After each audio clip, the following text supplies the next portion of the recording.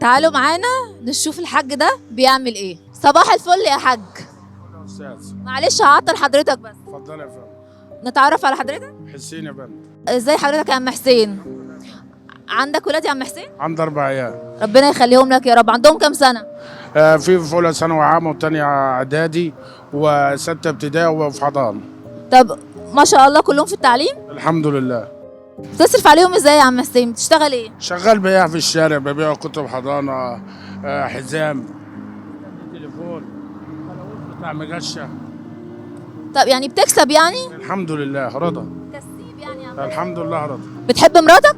الحمد لله ست محترمه والجلال في ايديها كتير. القليل في ايديها كتير. يا ريت الرجاله كلها تبقى زيك. لا الست محترمه والجلال في ايديها كتير والله. طب قول لي يعني تقريبا اليوم بيصفي معاك كام؟ يعني في يوم 120 150، في يوم 100، في يوم ما فيش، ارزاق من عند الله. رزق ربنا اكيد، رزق ربنا واسع، ربنا يوسع عليك يا عم حسين. طب قول لي كده، لما بتديها ترجع كده البيت وتدي لها الفلوس كده في ايديها بتبقى مبسوطه؟ أنا مبسوط. مبسوطه. بتبقى مبسوطة. وبتكفي يعني الفلوس؟ كفي الحمد لله. طب قول لي بقى، لما بتحب كده تدلعك كده بتعمل لك ايه؟ شوية هزار، انت تعبان في الشارع تعالى، خش الشنطة تغسل لي رجلي، يعني كويسة كويسة الحمد لله. الله. طب قول لي بقى، احلى اكله بتحبها ايه؟ هي على طول يعني تحب المحشي. لا انت احلى اكله بتحبها من ايدها ايه؟ السمك. السمك؟ انت ايه بحراوي ولا ايه؟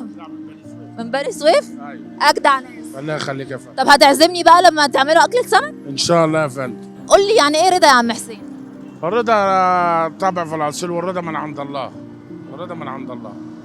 الرضا لمن يرضى يا عم حسين. الحمد لله. ربنا يرضيك. الحمد لله يا فندم. طيب بص يا عم حسين، SMA 1 مع ديارنا، مؤسسة ديارنا بتقدم لك كده هدية بسيطة، ممكن تقبلها مني؟ ماشي يا فندم.